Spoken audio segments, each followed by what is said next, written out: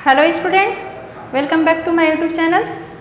मैंने last video में past perfect tense के बारे में बताया था, बिफोर से रिलेटेड सेंटेंस। आज हम आप लोगों को पास्ट परफेक्ट कंटीन्यूअस टेंस के बारे में बताने जा रहे हैं। पास्ट परफेक्ट कंटीन्यूअस ठीक प्रेजेंट परफेक्ट कंटीन्यूअस की तरह ही होता है, लेकिन उसमें प्रेजेंट टेंस के बारे में बातें होती हैं, इसमें पास्ट के बारे में बातें होती हैं। प्रेजेंट परफेक्ट कंटीन्यूअस में जिस तरह से आपका निश्चित समय, डेफिनिट टाइम, इनडेफिनिट टाइम दिया था, जिसमें सिंस फॉर का यूज़ करते हैं, उसी तरह से पास्ट परफेक्ट कंटीन्यूअस में भी सिंस फॉर का यूज होता है।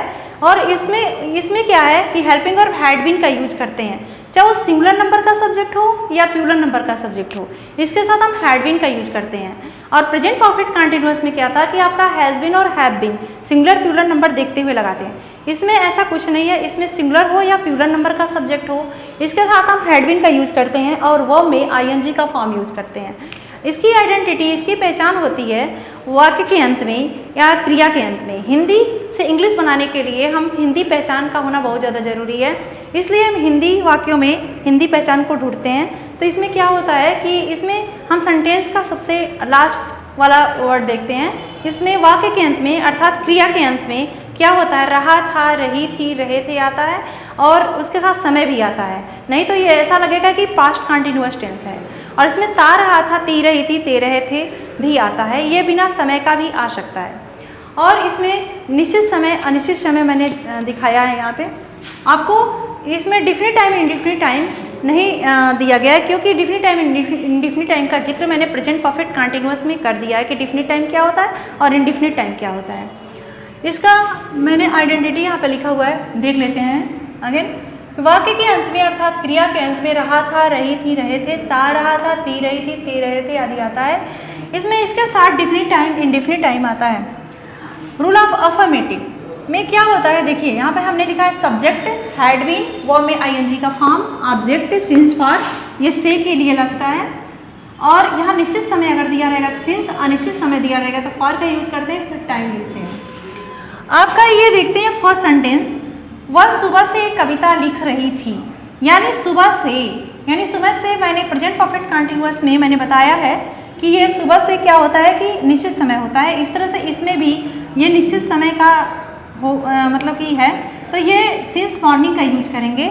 लेकिन सबसे पहले हम अपना सब्जेक्ट देखते हैं। वह सुबह से एक कविता लिख रही थी, तो ये एक लड़की है, तो यहाँ पर होगा सी।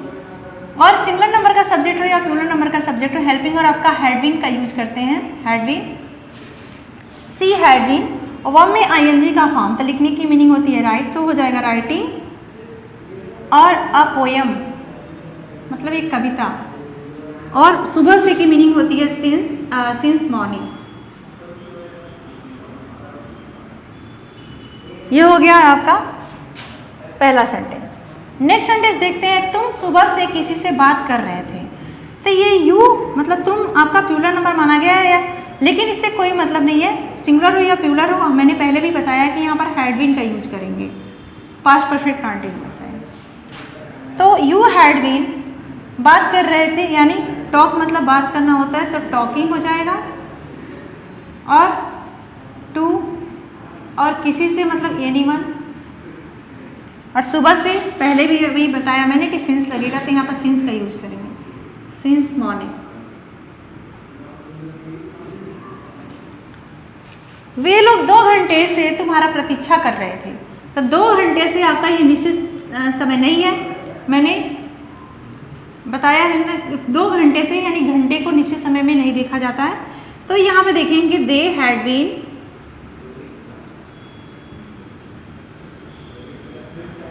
और प्रतीक्षा करने की मीनिंग होती है वेट, तो हो जाएगा वेटिंग। और यहाँ पर वेटिंग फॉर यू। और 2 घंटे से यानी हो जाएगा आपका फॉर 2 आवर्स। ये रहा है आपका अफर्मेटिव सेंटेंस। अब हम चलते हैं निगेटिव सेंटेंस की तरफ। अब हम देखते हैं rule of negative. Negative sentence में क्या होता है, हेल्पिंग और के बाद नॉट लगता है, तो इसका हम देखते हैं। सबसे पहले हम सब्जेक्ट लिखेंगे, फिर हेल्पिंग और हैड नॉट बीन लिखेंगे, फिर वो में आईएनजी का फॉर्म लगाएंगे, ऑब्जेक्ट और सिंस फॉर।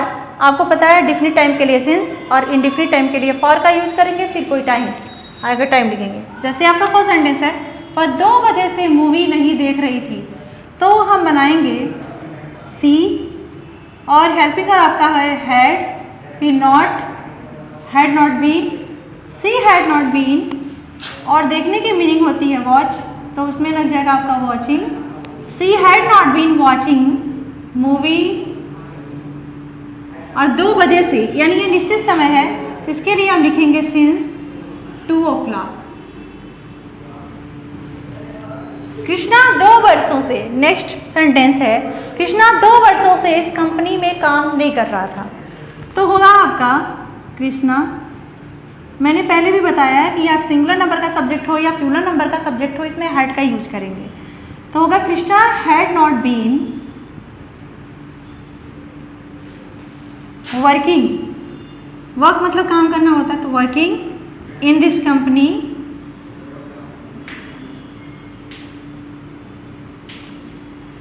और इसमें सिंस फॉर की जगह यहाँ पर फॉर का यूज होगा, क्योंकि ये 2 वर्षों से निश्चित समय नहीं है, तो फॉर 2 years। नेक्स्ट सेंटेंस है, तुम सोमवार से व्रत नहीं रख रहे थे, तो होगा इसका यू, सब्जेक्ट आपका यू है, तो होगा यू हैड नॉट बीन, और व्रत रखने की मीनिंग होती है कीप फास्ट, तो हो जाएगा कीपिंग फास्ट। और सोमवार से यानी डेफिनेट टाइम है, तो हो जाएगा आपका सिंस मंडे। आपका लास्ट सेंटेंस है, तुम्हारा भाई वर्ष 2015 से नौकरी नहीं कर रहा था, तो हो जाएगा आपका सब्जेक्ट योर ब्रदर,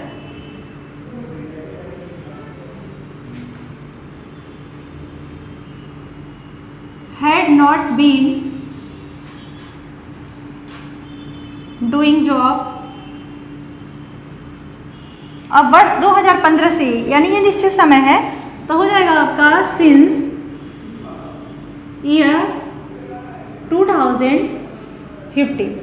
ये रहा आपका निगेटिव सेंटेंस। आई होप कि आपको ये पास्ट परफेक्ट कंटीन्यूअस का अफर्मेटिव और निगेटिव सेंटेंस बहुत ही अच्छे तरीके से समझ में आया होगा। अगर आप लोगों को कोई प्रॉब्लम हो तो आप कमेंट बॉक्स में पूछ सकते हैं, और आपको प्रीवियस वीडियो जो है आपको डिस्क्रिप्शन बॉक्स में मिल जाएंगे।